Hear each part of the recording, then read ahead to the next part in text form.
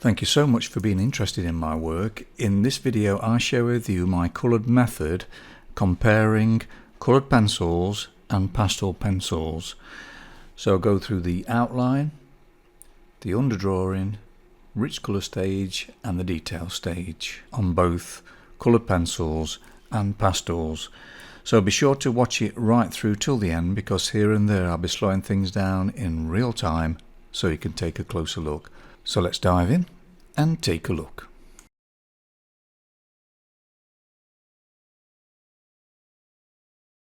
Starting off with coloured pencils, these are luminance from Caran. Getting a centre point now in each section of this study, and then working from that centre point, imaginary angles, getting the shape, using the edges because it's all relative. The size of this shape here is the same as the reference, so I could use like one part of a grid, so I'm using that to find the area as well, and using the kneadable razor to actually sculpture the lines. So just basically getting that in with a grey pencil. Here's the colours I'll be using for the underdrawing, and these are for the darker areas. Just applying the white first, so light pressure where it's mid-tone, more pressure where it's highlighted. So just basically getting the form in here now with just basic colours. Very lightly does it to start with. You've got to build these layers up slowly. So I'm using yellow ochre red, and for the shadow areas I'm using red and green just to desaturate it to create a natural shadow. I'm just using a pencil, actually brown ochre in that range, just varying the direction of the pencil, just doing straight lines across small circles just to fill that tooth up a little, and then going over with the white where it's brighter. And again, this is just a block in this rich colour stage. It's just adding that little bit more pigment, building up those layers, focusing more on looking at the values and the temperature, so changing things up here and there. Now, like my pastels, I don't really concern too much about details at this stage. It's just a block in again, just getting more a feeling for the value, the chroma and the temperature. So here I'm putting lemon yellow and warm red to give it that zinginess on the earlobe. Just like when I do my pastels, I add the white down first, then glaze over, white down, glaze over, but adding that white, creating the texture, small circles, little squiggles, and then glaze over again, and keep repeating that until I get the actual subtlety I'm looking for. But again, this is just the rich colour stage blocking. The details will be put in later on. And then I'll make sure I sharpen the pencils to a really fine point, because that's the key thing. One thing you notice straight away, because I'm using pastel matte here, which has got a very sort of grainy tooth, is that it creates a lot of grain when you're using these coloured pencils. They're a bit waxy than the actual pastels, so they don't blend as well. So you have to use pencil over pencil to blend, where I could have just used a cotton bud and just rubbed it to blend. It's very difficult with these pencils. So my technique normally is pencil over pencil anyway, so it didn't cause any problems, but it's just that you just have to sort of be patient and build up these layers very, very slowly, and just be aware of not adding too much pigment, because you don't want to fill that tooth up too much, because you need a little bit to create the texture. You don't want it too smooth. So again, you just got to keep patient, very thin layers, layer after layer. The way of these pencils is to just do it very slowly and just keep changing the direction of the pencil to create that smoothness.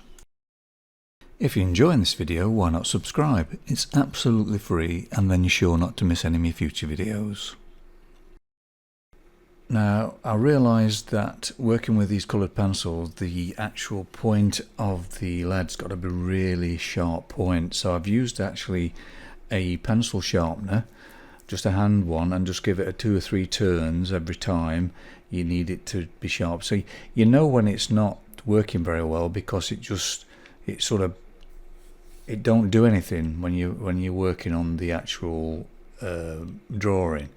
So as soon as you sharpen it up, it starts to change things. So as soon as you find that it's just not doing anything, just sharpen your pencils, and you're surprised how easy it is then to get these sort of subtle textures. Just slowing it down to real time now, just to show you how I'm approaching this. I'm holding the pencil quite away from the point and very, very small light marks, using dark green and red to create the shadow there underneath the ear. Now adding that little bits of red here just to create little bits of texture here and there, and then glaze. But when you glaze, just very, very lightly, you're not hardly putting any pressure. Well, you're just using the pastel matte grain to take the pigment off the pencil. Really, you're just resting the pencil on there. So keeping your hand away from that point makes all the difference when you're doing those little subtleties. Now for the pastel pencils, using a 708 Carbothello pencil here, getting a centre point in, working from that centre point, use imaginary angles to get the direction of things and the points of where they are in relation to that centre point, comparing one shape with the other. Very lightly does it to start with, then once you're happy with it, just firm it up. Pencils for the light areas and pencils for the dark areas for the underdrawing. So again, using the white first, light pressure where it's mid-tones, more pressure where it's highlighted. You will find it's grainy still with the pastel pencils. It's natural for this sort of surface, the pastel matte. Just keeping everything nice and light. You've got to build these layers up very slowly. Add in the warm red now, and then yellow ochre. Creating some kind of form. I'm not interested in the details or the chroma or the value. It's just a matter, again, all the shapes in the right place. Using green now with the red to desaturate it to create a little bit of shadow there. Brown for the hair. So basically just getting everything in position so I know everything's correct, because I've done it freehand, you see. I'm correcting the drawing and just preparing myself for when I start putting the rich colours on. Using dark green and cold red now to add a little bit more shadow. If you're enjoying this video, why not give it a like and share it with your friends? It would mean so much to me, as this would help the channel to grow. I always find it best to actually keep the reference image small enough so I can see the whole image. That way you don't get a distorted view and it's easier to get the shapes correct then. Also, open your heart, let go of the mind, so you're feeling the whole energy of the subject, and you've not got that tunnel vision then as well, so it keeps everything nice and loose.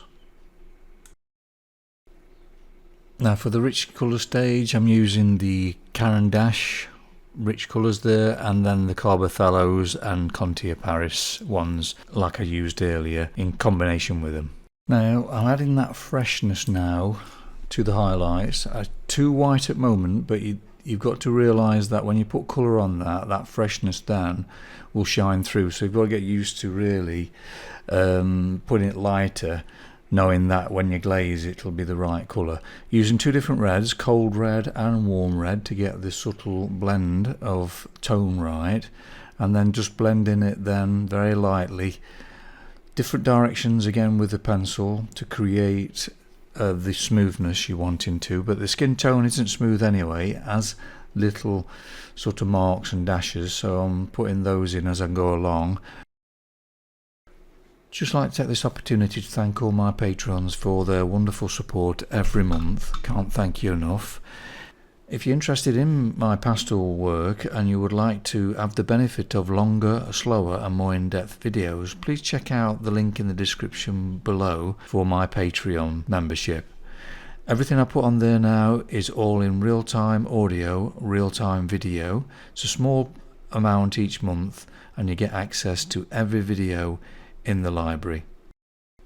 Great thing about pastels, you can blend them with the cotton buds as well if you wish. I just keep turning it just to find a clean spot, obviously, and just very lightly does it though. You don't want to press on too much because it takes the pigment off.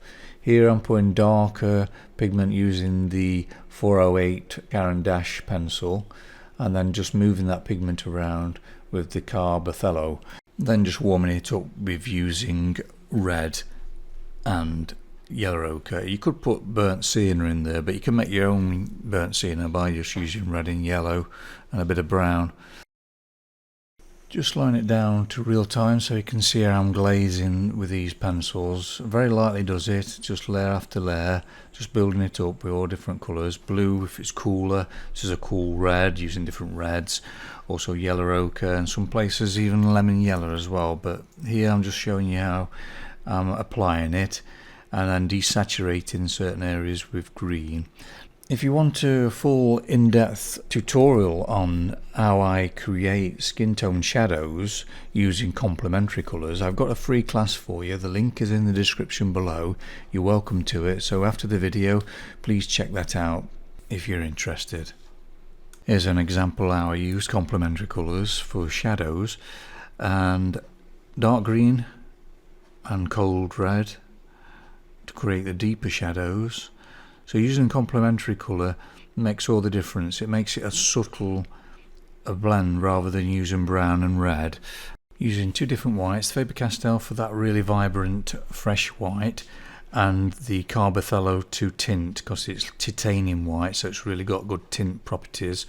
And then just keep good glazing over then. So I'm just subtling the blend of the pastel with the white, then glaze over with the colour again. Zingy colours, I'm putting lemon yellow and red together to create that chroma, and just basically going around trying to get the balance now for the overall details, just focusing on creating a balance of the chroma, the temperature, the values and the edges. Thank you so much for watching the video right till the end, really appreciate it. Just a sort of recap really with how I feel about these. I mean, it's the first time I've used coloured pencils on pastel mat. I've never used coloured pencils before anyway. I've had a box for ages. So I just did this tutorial just to show that my technique will work with the coloured pencils. So it's the same sort of procedure. They are a bit waxier, so they're harder to blend. You have to use pencil over pencil in different directions and squiggles and that, just to get the smoothness to it. And a very important thing is to keep your pencil really sharp point using a pencil sharpener. With the pastels, you can blend them easier, you know, you can use a cotton bud. To me, I love the pastels, you know, you can get real subtleties in there. So one of the benefits of the coloured pencils is that it don't smudge. Storing them is easier. I mean, you would still have to put it under glass and mount if you're framing it. Pastels I wrap with glassine paper if I'm storing, and then if I'm framing, obviously under glass and mount, but I don't fix the pastels because it will dull the colours. So if you've enjoyed the video, please give it a thumbs up and share it with your friends. It means so much to me because this will help the channel to grow. If there's any questions at all, please leave a message in the comment section below this video and I'll get back to you as soon as I can. In the meantime, if you want to see any more of my work, please check out this video here. Take care, bye.